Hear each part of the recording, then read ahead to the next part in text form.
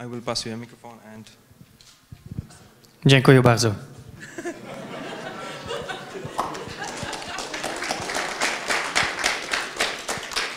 To łatwo. Dobry wieczór.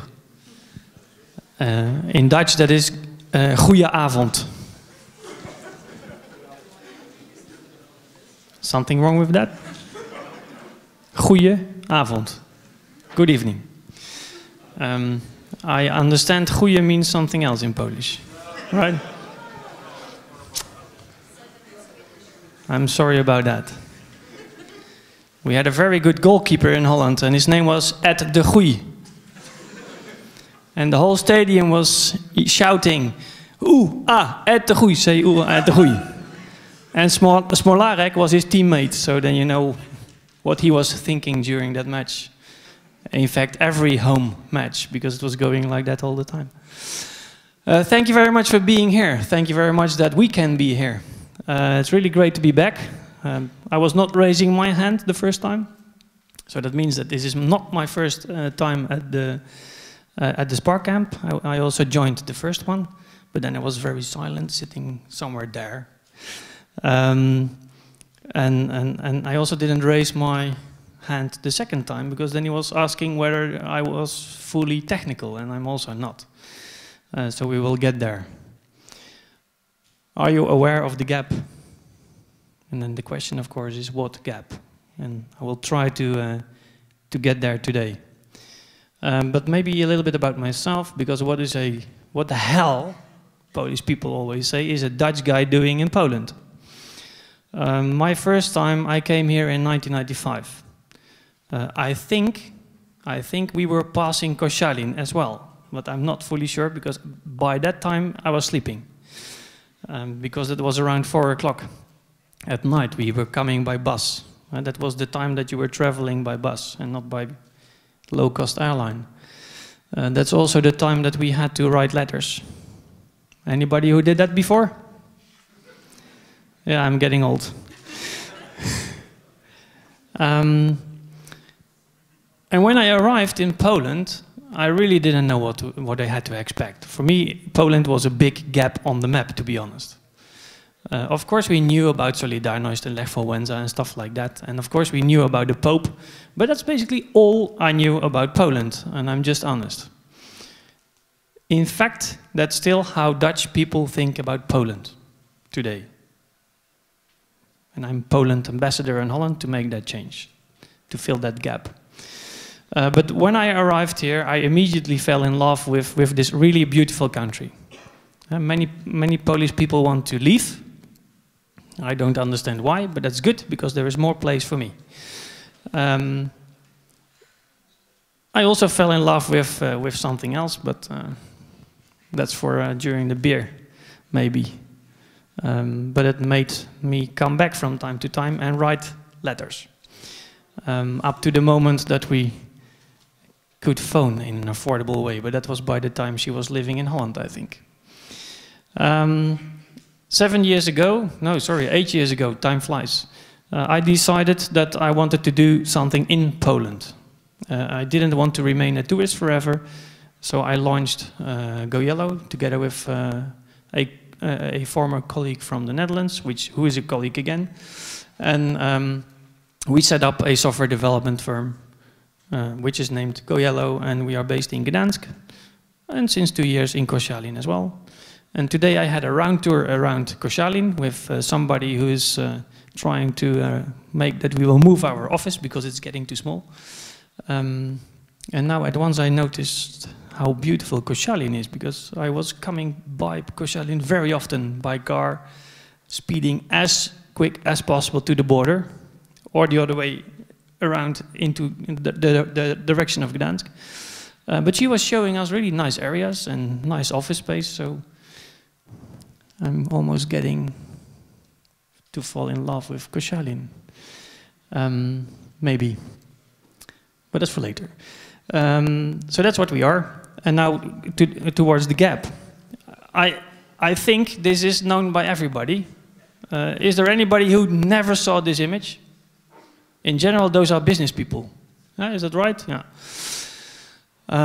Quickly then, it's just to reflect that in general, a client doesn't get what he thinks that he wants. But he wants this and he tells that he wants that. And all people who are involved in the process of realization have different opinions. And that is really becoming a problem, especially if you cut a tree and you hope that it keeps hanging and stuff like that. And of course, we really know that our client should pay for something really miraculous. So we are fooling around with each other. And of course, the question is, how comes? Because a client wants something and a supplier has to deliver something. And that's not related to IT, to be honest. So welcome to the business people, because this is happening everywhere. When it's about IT, you have the risk that really enthusiastic guys are going to fulfill your needs. They think. But I'm not sure if I would like them to build my workflow system.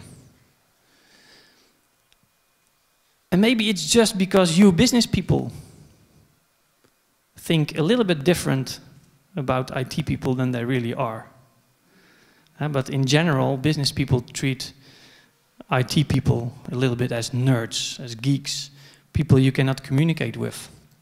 They only speak their own language.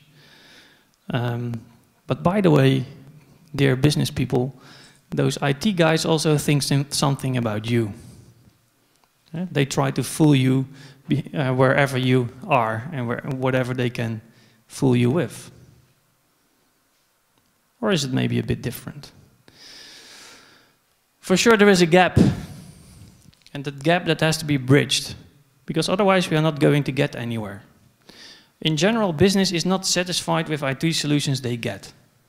Of course, that's not applicable to the clients that REC has and the clients we have, because our clients are very satisfied, because we know how to bridge the gap. But in general, we do not know how to do it. And then IT people say, their problem? Yes, partly yes.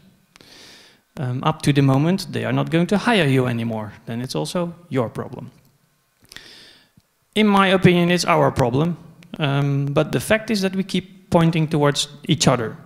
And that's, in my opinion, what we have to solve. And I also have an IT background, so I could also have raised my hand, but today really IT doesn't matter. Sorry, IT guys, it really doesn't matter. Business matters.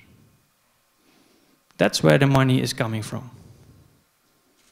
Of course, when your business is IT, then they both matter.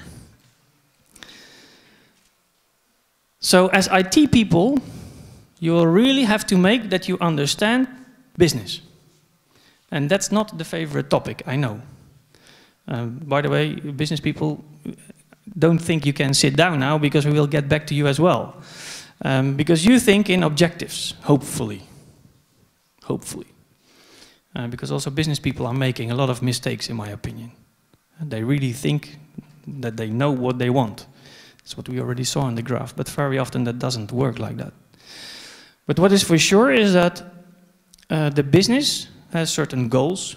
They want to achieve something, they want to build something, they want to get rich, they want whatever.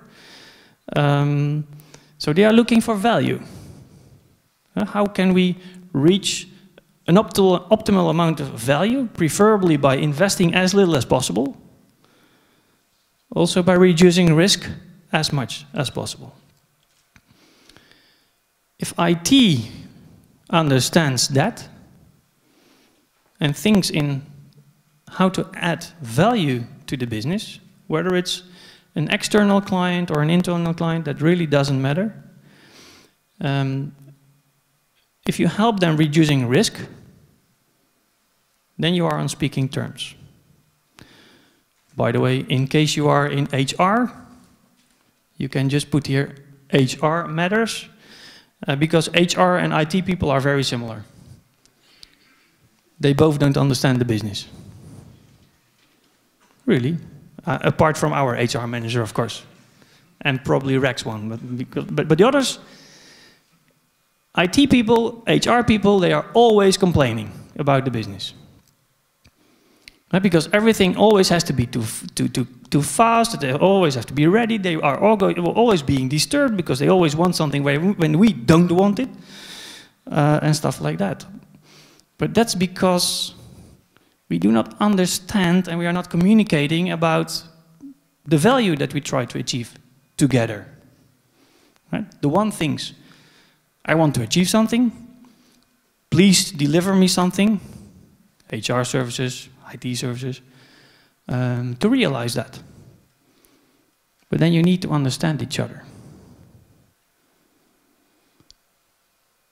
And that's where it goes wrong. And I notice it very much here in Poland, but I'm not going to complain about Poland and Polish people because I love them. It's also happening in Holland. It is because we are not communicating with each other. In general, the supplier doesn't dare to ask questions. Because asking questions means that you are stupid, isn't it? No, it's stupid not to ask questions when you don't get it. But that's really a fight, and I exaggerated a little bit, but that's really a fight that we have been fighting with our developers. Because that seems to be quite a cultural thing. Dutch people say everything. Also not always good, to be honest, but and maybe sometimes we are a little bit too open. But Polish people are so proud that even asking a question is something that they are afraid of because it shows that you are not clever enough. That's really not the case. I found out that there is a really nice trick to make that you don't have to ask a question. And that's by summarizing what the other one was asking you. So, did I get it right that you mean this? And the other one might say, yes, partly, and as well this. So then you know more than you knew before. But to some extent, Polish people are really similar to Indians. Right? That's always the complaint about Indian software developers. That they say, did you understand it? Yes, yes, yes.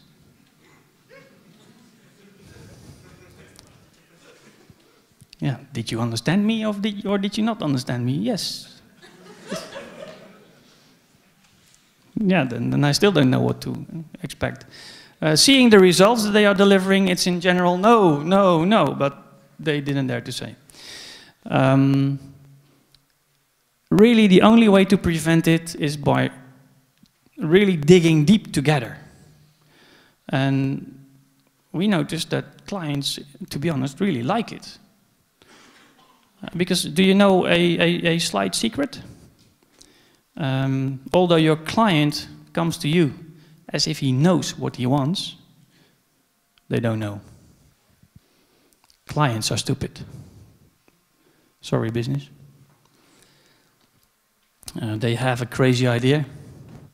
They think that they have the biggest new idea in the world. They need it tomorrow, and they want to spend nothing, and they think that they will earn everything. Can you deliver? Yes. So that needs to change. We have to be honest with each other. I did not know what kind of a computer there would be here, so I didn't do any animations, so you get the secrets all of a sudden in one slide. But we will go through them. And I saw these questions and also the framework which is related to it on a presentation in Amsterdam. It was a SharePoint conference. And there was a guy who really delivered a great framework around it, and I had something like, I have to share this with people in Poland because this is really great. There is also a link to that framework on the last slide. The slides will be available on SlideShare this evening, so you can have a look there. But he had 70 minutes to present that whole framework, and I only have 25, so I'm not going to present the whole framework. But I hope that I will manage to tease you to get there. And basically, it is around these 6 questions. What do we want to do? Or if you are not on such speaking terms with your client, you could replace we by you. What do you want to do? But let's assume that we really feel together, or it's an internal, we have an internal client. What do we want to do? What do we want to achieve? What is your problem? People are really good, especially IT people as well, in thinking out solutions. I have many colleagues and they say, oh, I have such a nice solution. Yeah, and what problem are you solving? Problem? So we are really wasting a lot of time by thinking out solutions which are not covering a problem. During the first session we had several startups also presenting their ideas here. And in general they try to solve a problem that they feel themselves. Those are the best ones if you are a startup. But also if you have to deliver a service or you have to build a product or whatever, it's best when you really feel the problem. And honestly, very often the client even doesn't feel it. 2 years ago, I think it was, a very big Polish insurance company based in Sopot came to us. Can be 2, so you still don't know which one. And they said, we have a problem. I thought, yes, a client who sees that he has a problem. But it was a little bit different than I thought. They received 5 proposals by our competitors, maybe REC included, I don't know. But the client said, we don't trust them. I said, yeah, that's normal in Poland, because in Poland nobody trusts anything or anyone. Even if you shake hands, you count your fingers after, because you can never know. So who can you trust? I read an article by a very famous Polish sociologist. Probably you don't know him, but I'm a sociologist, so I like him. And he wrote, Poland is a low-trust society. Yeah, he didn't have to write that. That's what I already found out. Because you sign a contract with somebody, and they go to court. No. We had a gentleman's agreement. No, that doesn't exist in Poland. So they said, we don't trust them. Yeah, I said, neither would I. And they are screwing you behind your back. They say it will cost 100,000, and then they send invoices for 400. Yeah, but we heard that that's not the way you are working. I said, yeah, do you trust them? But anyway, he wanted us to review his request and also to send a proposal. I said, I'm not going to send a proposal. Why not? I don't trust Polish clients. That's really what I told them. It's not a joke. But you can trust us. We are different. Yeah, that's also what my neighbor is always saying. He always says that he doesn't drink that much more, but also not that much less. So finally, they managed us to have a look in their request for proposal, and it was really crap. It was such a crap. They really didn't know what they needed. 2 analysts had been working on it for 2 years. I would fire them. That's what I told them. And they are not working there anymore. It was really crap. And if you are studying something for 2 years, in our 2 days world, you already know that it's outdated, right? So what can you expect? So I was really not surprised that suppliers didn't know what to offer. But in my opinion, they were also stupid. Because if you don't know what you have to offer, then don't offer and ask. But of course, they were Polish. And when you are requested to write a proposal, then you put some people on writing a proposal and then you generate it. So we had many intakes with them, with their analysts, with end users. Clients forget about users. Albeit internal users or external clients. In the second case, it's even more important, I would say, because they are going to pay you. They don't know what validation means, in my opinion. So we introduced end users to the project and we said, what do we want to do? Or in fact, we said, what do you need to perform your work well? And that delivered us a pile of information, just by asking simple, really simple questions. By sitting next to them, imagining how they are working and what they needed. Once you know that, then you can start thinking about okay, what should we do? And then you can sit down more with your technical guys or with HR people and think out the strategy how you could offer. Also maybe with some representatives of the business sides to know what regulations you have to follow and stuff like that. So that then you are really going to have a look at what do we have to take into account. Once you know that, then you can start thinking about how can we do it. So then you start finally thinking into a solution direction. Up to now, no solutions. Postpone that decision. We are too quickly thinking, I know the problem and this is the solution. Very often there it will stop, but assuming that the relationship is very good and that you trust each other, like our client does trust us now, and because they were paying the invoices, we also trust them, and they didn't go to court, then you can also evaluate. What did we do? What was successful? What didn't work? What is changing in the market? Do we have to adjust? Then you can continue with each other. And based on what you agreed before, you can also evaluate, are we doing it? Are we doing it well? Are we doing it according to our plans? Do we have to adjust something? And at the very end, you can say, okay, what the hell have we done? From time to time, it's also very good to reflect. We have been working together for 2 years.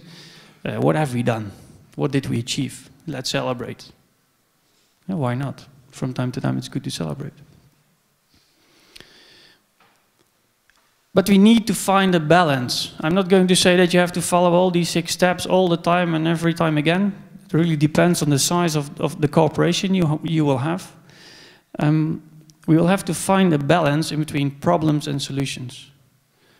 Some people claim it's not sexy to talk about problems because you have to talk about challenges. It's really Western and modern because problems don't exist. Let's just agree problems exist and let's just call them a problem. And of course, we can always think out solutions for every problem, I think. It's really hard to imagine a problem apart from very mathematical ones and physical ones on a very low level that we cannot solve. Because that's what people are really good at. But we need to find the right balance. We really need to be sure that we found the right bullet. There is no use to throw a very big bomb on a very small, tiny animal to kill it, of course. If you can also splash it with your hand, it would save a lot of time. But that means that you will have to do it together. And that gap, which is there, and I think everybody will recognize it, has to be bridged. You have to be aware that the gap is there. Now you all know that there is a gap, so you can make the first step. Normally, when I'm talking with IT people about this, for example, when I'm lecturing at university, in general, I stimulate them to make the first step. Because I always say that business people are too lazy to come to them, or not willing, or don't realize that they also can take the first step. But now you know. But for sure, the suppliers, and also an internal IT organization or HR organization, in my opinion, is a supplier, have to make that step. Because basically, your life, your income is depending on it. Your job, in case you are an internal supplier. And by showing that you care, also a very nice word, care, about their business, you will have more value than you have without. And what is what they were looking for? How they can increase value. If they know that they have an internal partner or a supplier who really tries to think with them, who is asking the right questions, that is bringing value, meanwhile reducing risk. And that is what it is all about. isn't it? I try to save time, so I'm always there. 90 seconds. Done.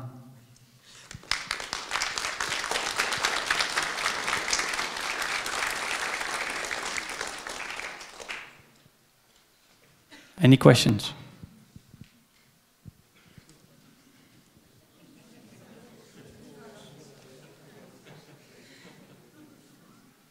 What did I tell you? There is one. I would like to ask you, how did you start your business? What was your career? How it develops? How much time do we have? Now, when I was very young, I went to primary school. No, I graduated as an electrotechnical engineer. I wanted to do something with software, so I applied for a job as a software engineer. But it took very long for them to reply to my application. Probably I was not good enough, I thought, although I was a crazy great developer. So I also applied to the Dutch telecom company. And they immediately invited me for a job interview, and 2 weeks later they offered me a job. And then I received an invitation from that software company. In those days, this was 1993, it was not so easy to get a job in Holland as an electrotechnical engineer, so I was really happy that I had a job, so I decided to go to the telecom company. Stayed there for 5 years, was working a lot with clients, thinking about what they really needed. Because all my colleagues were just trying to sell them everything what they could sell. I didn't like that approach, so I was more a consultative seller, let's say. Then I became for 9 years a consultant, advising startups and board of directors and also ministries in Holland around business and IT alignment, bridging the gap. Meanwhile, I also did HR work in our company. I was also involved in outsourcing processes, and then I was trying to explain the HR people that they also had to bridge a gap. So in fact, I'm already bridging gaps for since 1993. Like I said, I didn't want to remain a tourist forever, so I decided in fact, I told my wife, we are going to Poland. So many people think that she wanted to go back, but she didn't want to. She wanted to stay in Holland.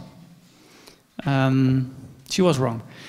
And so we came here, and then you have to decide, okay, what am I going to do? Now, background in IT, outsourcing was hot. I already did a study in Poland that there were really, really great developers available in Poland. I was really surprised, positively surprised. Also about the innovation level. There was only one thing missing in Poland, and that's commercial spirit. I thought, that's what I have. So then I launched my company, and that's where we are. Thank you. I also have a question. You are talking about clients from outside of your company. I'm working in a company which produce product for themselves. So how to use your knowledge talking with people in my own company? Do you see any difference between talking with like managers or clients inside company and from outside company? Yes, it's easier and harder. Yeah, that's what you were hoping for. Yeah. It's easier because you're all talking about the same budget. So they feel that if they listen to you, that it might save them money. And but anyway, there's money available to make that you do something. So if you say that you can do it more efficient, they are willing to listen. It's harder because of the legacy in the relationship. Because all of a sudden you saw the light. Why didn't you see that before? So that makes it sometimes harder, but doesn't mean that you cannot give it a try. And that's where very often I came in, because then they hire consultants to make that the outsider can tell them what to do. Doing it as an external company, so if a client approaches us, we just tell him, you don't know what you are asking. Of course, then they say that we are that we are arrogant, but we quite quickly explain what we mean, because we are not arrogant at all, I would say. We really want to help them. But then they come to us to buy a service. And that's different. So we have a little bit of different position. So we can really show them, based on other cases, that it works in the way we work. And you would have to say, yeah, you can have a look there. There it seems to work, but you cannot base it on your experience. And that makes it sometimes a little bit harder to convince people internally. But I would always give it a try, because on the other hand, you're both profiting immediately. Thank you, Peter. One more time. Peter is still available in the network area after Spark Camp, so you can also ask him a question over there. Please accept a small gift from us, Peter, and thank you for your presentation.